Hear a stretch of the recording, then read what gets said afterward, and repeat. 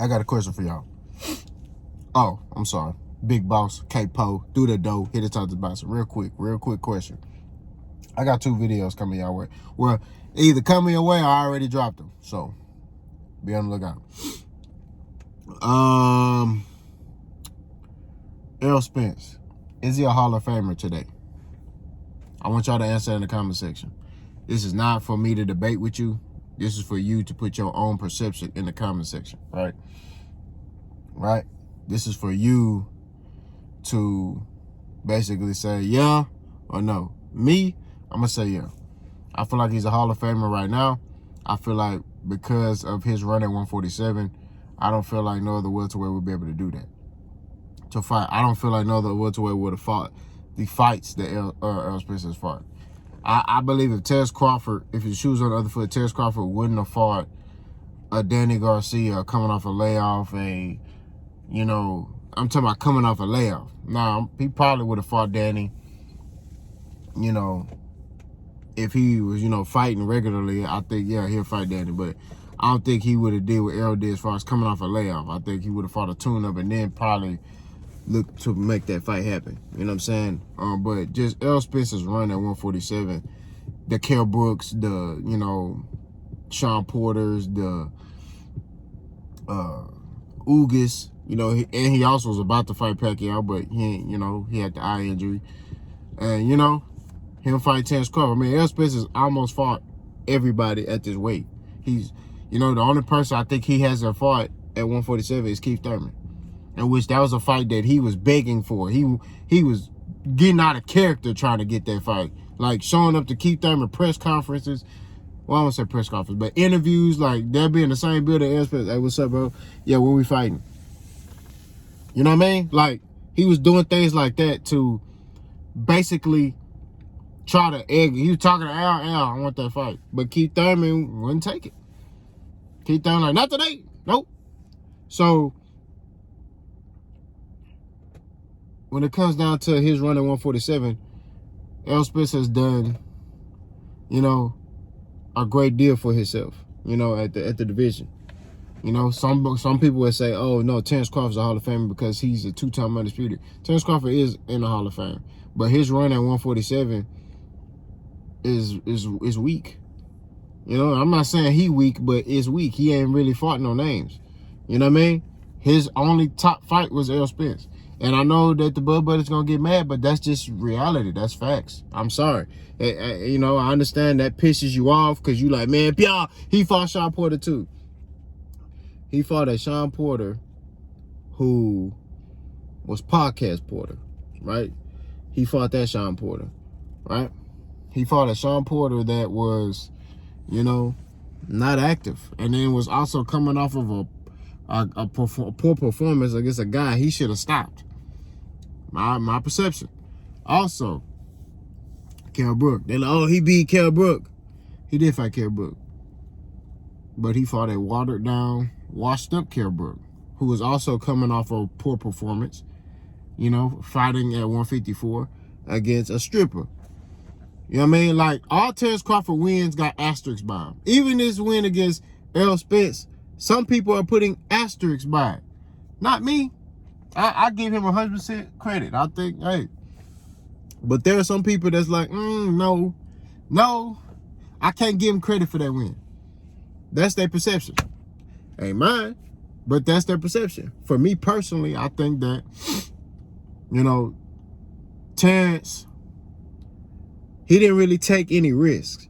So when it comes down to his run at 147, and I've even said this before, I said he's the fresher fighter. So he came into this fight with Errol, he should have been the favorite because he ain't been through nothing. You just gotta keep it stacked. And I've even said this, I said if he fought the fighters that Errol Spence fought at the time Errol Spence fought him, I don't know if he come out there with an unbelievable. He may come out there undefeated. I said, but me personally, I don't know. I don't know if he fought Kell Brook in Kell Brook hometown, that version of Kell Brook, right? That champion. Because you understand, Kell Brook is big. He was bigger than Errol. But he could switch. He had power.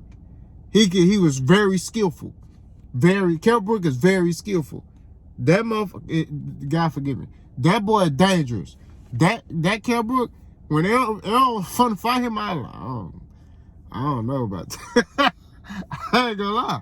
We're gonna keep it stepping. I said, I don't know if he win that one. You know, and then I'm watching the fight, I'm like, man, Errol might not get this one, bro. You know? I said, well, hey, at least he gonna go out on his shield. And he figured it out. He thugged it out, and he was able to break that boy a bone in his face. That's what it is, and that's what was impressive. You know what I'm saying?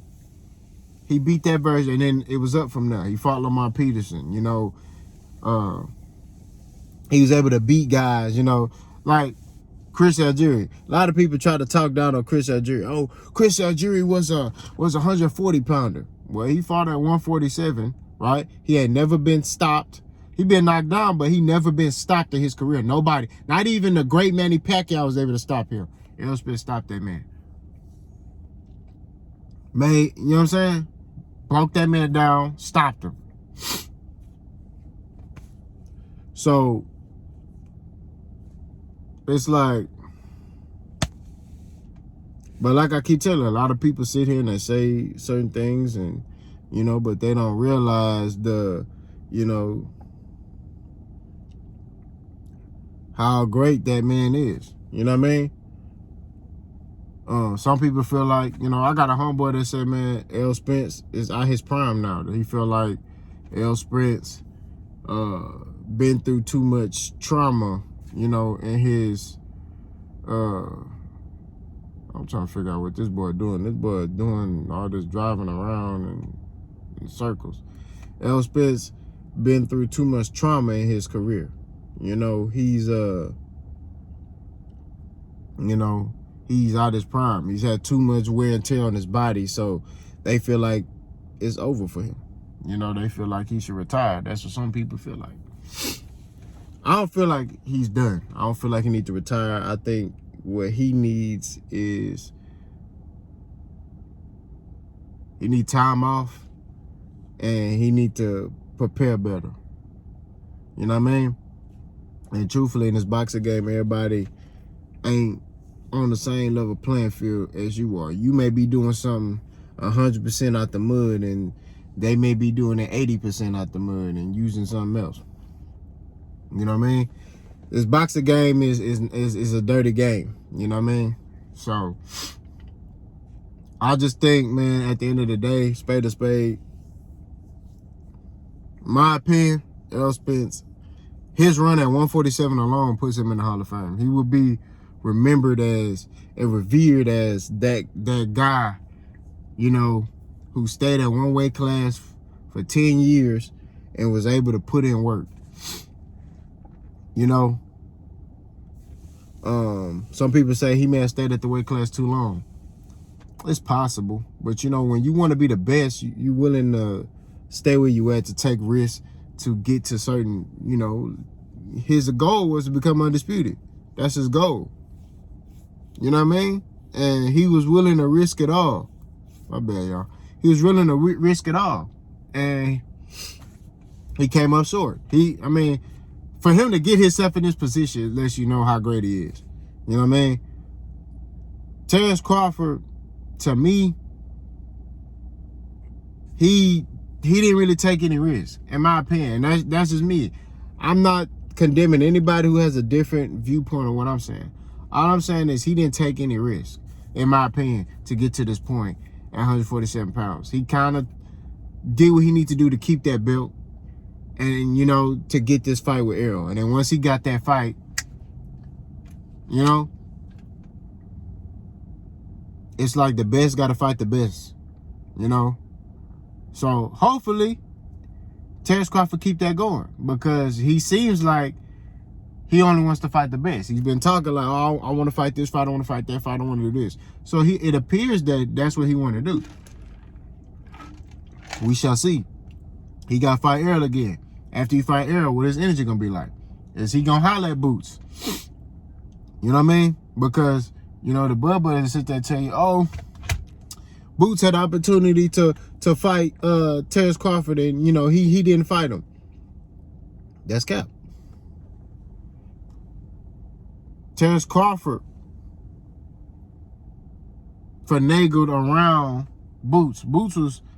I think Boots was number 2 behind Keith Thurman, if I ain't mistaken. And when Boots and them found out that Bud was gonna fight David Avanesian, then they said, F it, we just gonna focus on Errol then. Cause it make sense. They just want a belt. That's what Boots and them want. They just want a belt. They don't care who got the belts. They just want a belt. You feel me? They just want a championship. They just want a belt.